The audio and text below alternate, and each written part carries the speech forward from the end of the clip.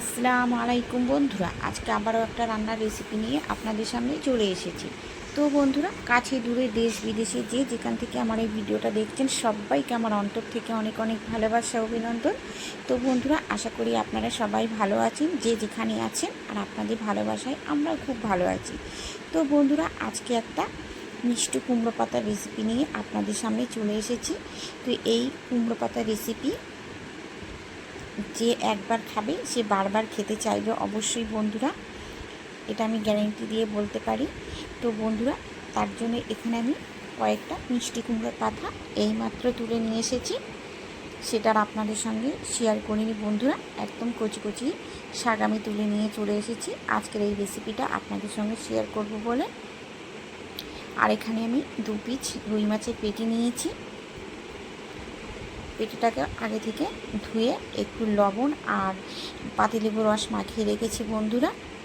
আর এদিকে কুমড়ো শাকটাও আমি আগে থেকে ধুয়ে রেখেছি। তারপর এখানে আমি আবারও একটা গামলিতে নিয়ে নিলাম।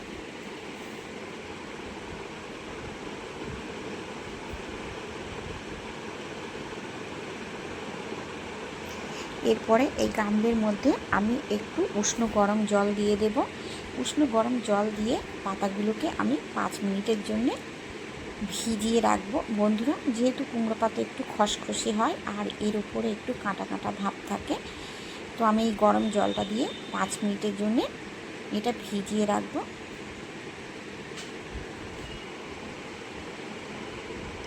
এখন আমি ঢাকনা চাপা দিয়ে এটাকে 5 মিনিটের জন্য সাইডে সরিয়ে রাখবো বন্ধুরা। তারপরে এখানে আমি একটা কড়া বসিয়ে দিয়েছি, কড়াতে দিয়ে দিয়েছি অল্প করে একটু জল, আর জলের মধ্যে ওই 2 পিস পেটি মানে রুই মাছের পেটি দিয়ে দিলাম, আর দিয়ে দিলাম অল্প একটু লবণ আর হলুদ আর একটু গোলমরিচ গুঁড়ো দিয়ে বন্ধুরা মাছটাকে আমি একটু সিদ্ধ করে নেব। তো ওদিকে আমার মাছটা সিদ্ধ হতে থাক, তাই এদিকে এবারে শাকগুলোকে আমি এই যে কুমড়ো পাতাগুলোকে একে একে জলের মধ্যে থেকে তুলে নিয়ে এটা আমি জল ঝরানোর জন্য একটা পাত্রে রেখে দেব।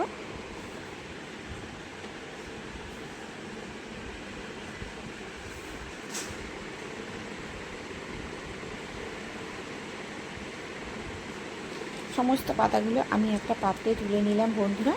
এগুলো এখন জল ঝরানোর জন্য সাইডে কিছুক্ষণের জন্য রেখে দেব। আর এদিকে মাছটা আমার সিদ্ধ হয়ে গেছে একদম খুব ভালো করে বন্ধুরা।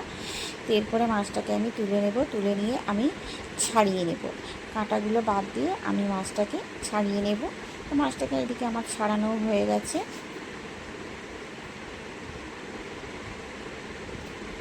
আবারও আমি কড়া বসিয়ে দিলাম। এরপরে আমি একটা পুর বানিয়ে নেব বন্ধুরা। তো পুর বানানোর জন্য এখানে আমি দিয়ে দিলাম সরিষার তেল। তেলটা আমার গরম হয়ে গেছে, ফোড়নে দিয়ে দিলাম অল্প করে একটু কালো জিরে। কালো জিরেটা দেওয়ার পরে একটু নাড়াচাড়া করে নিলাম। তারপর এখানে আমি একটা বড় সাইজের পেঁয়াজ একদম ছোট ছোট করে কুচি কুচি করে কেটে রেখেছিলাম বন্ধুরা। আর কাঁচা লঙ্কা একদম ছোট ছোট করে মানে জিরি জিরি করে বলতে পারেন কুচিয়ে রেখেছিলাম। তো সেই পেঁয়াজ আর কাঁচা লঙ্কাটা আমি দিয়ে দিলাম, দিয়ে পেঁয়াজ আর কাঁচা লঙ্কাটাকে আমি একটু ভাজা ভাজা করে নেব।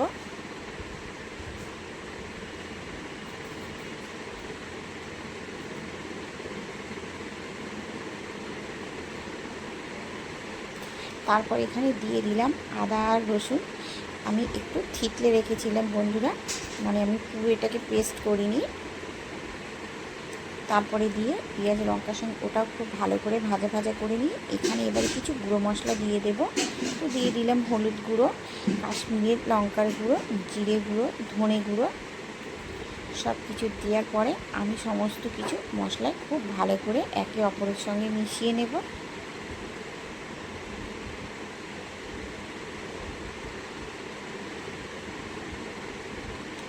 এটাকে খুব ভালো করে আমার মেশানো হয়ে গেছে বন্ধুরা। তারপরে ওই মাছটাকে আমি দিয়ে দিলাম, যে মাছটুকু আমি সিদ্ধ করে ছাড়িয়ে রেখেছিলাম এই মাছটুকু দিয়ে দিলাম বন্ধুরা। মাছটা সমস্ত মশলার সঙ্গে খুব ভালো করে মিশিয়ে নেব। এদিকে আমার মাছটাও খুব ভালো করে মিশানো হয়ে গেছে। একটা আলু সিদ্ধ করে আমি গ্রেট করে রেখেছিলাম, সেই গ্রেট করে আলুটাকেও দিয়ে দিলাম। আর এখানে দিয়ে দিলাম স্বাদ মতো লবণ, দিয়ে আবারও সব কিছু খুব ভালো করে আমি মিশিয়ে নেব। এই পুরটা যত ভালো মিশানো হবে বন্ধুরা, সমস্ত মশলা পারফেক্ট হবে, তাহলেই কুমড়ো পাতার এই রেসিপিটা খেতে ভালো লাগবে বন্ধুরা। তো দেখো আলুটাও আমার খুব ভালো করে মিশানো হয়ে গেছে। এরপর এখানে আমি দিয়ে দেবো ম্যাগি মশলা। ম্যাগি মশলাটা এখন মিশিয়ে নেব বন্ধুরা।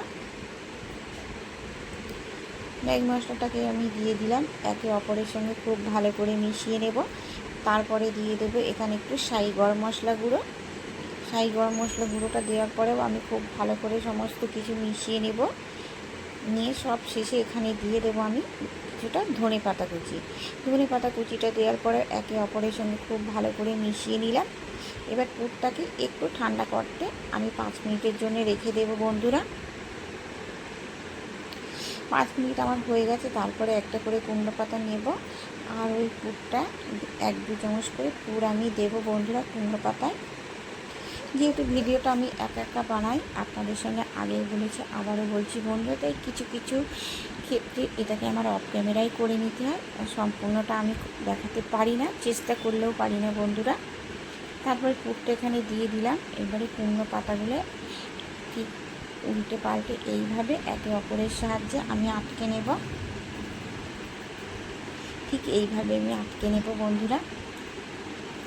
একটা আমার হয়ে গেছে, আবারও ঠিক এই প্রসেসিং সবগুলো করে নেব বন্ধুরা। তো যে সমস্ত বন্ধুরা আমার ভিডিওটা দেখতে দেখতে এই পর্যায়ে চলে এসেছেন, লাইক করুন বা লাইক দিতে ভুলে গেছো বন্ধুরা, প্লিজ ছোট্ট করে একটা লাইক করে দেবেন। একটা লাইক আমার কাছে অনেকটাই মূল্যবান, আর আপনাদের একটা করে লাইক আমার অন্য একটা ভিডিও বানানোর জন্য উৎসাহিত করে বন্ধুরা। আপনারা কিন্তু একটা করে লাইক দিয়ে ভিডিওটি দেখার অনুরোধ রইল বন্ধুরা। তো সমস্ত কুমড়ো পাতার পুরো আমার ঠিক ওইভাবে ভরে আমি একদম রেডি করে নিয়েছি। তারপরে এখানে আমি একটা কড়া বসিয়ে দিয়েছি, কড়াতে আমি জল দিয়ে দিয়েছি। আজকে কিন্তু আমি শুধু তেল দিয়ে ভাজবো না বন্ধুরা কুমড়ো পাতার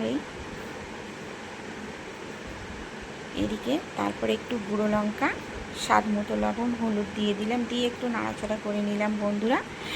তারপর এখানে আমি দিয়ে দেবো সরিষার তেল। তেলটা দেওয়ার পরে আবারও খুব ভালো করে নাড়াচাড়া করে নিয়ে আমি এটা একটু ফোটার অপেক্ষায় থাকবো। এটা আমার খুব ভালো করে ফুটে গেছে বন্ধুরা। তারপরে একে একে এই মিষ্টি কুমড়ো পাতার পুর ভরাগুলো আমি একে একে দিয়ে দেব।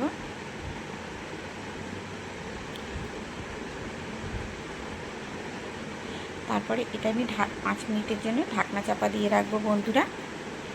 তো যে সমস্ত বন্ধুরা আমার ভিডিওটা দেখতে দেখতে এই পর্যায়ে চলে এসেছেন, লাইক করুনি বা লাইক দিতে ভুলে গেছে বন্ধুরা, প্লিজ ছোট্ট করে একটা লাইক দিয়ে পুরো ভিডিওটা দেখার জন্য অনুরোধ রইল।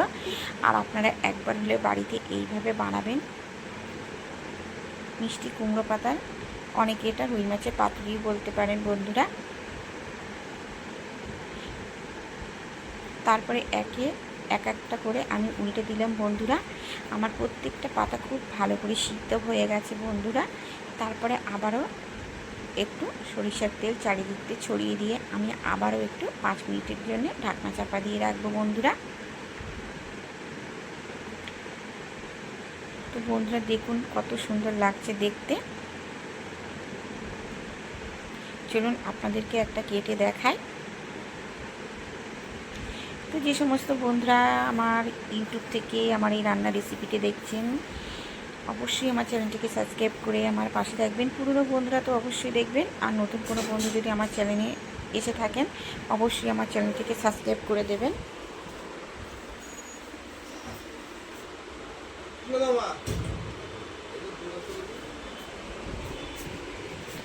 আর যে সমস্ত বন্ধুরা ফেসবুক থেকে আমার এই রেসিপিটা দেখবেন অবশ্যই আমার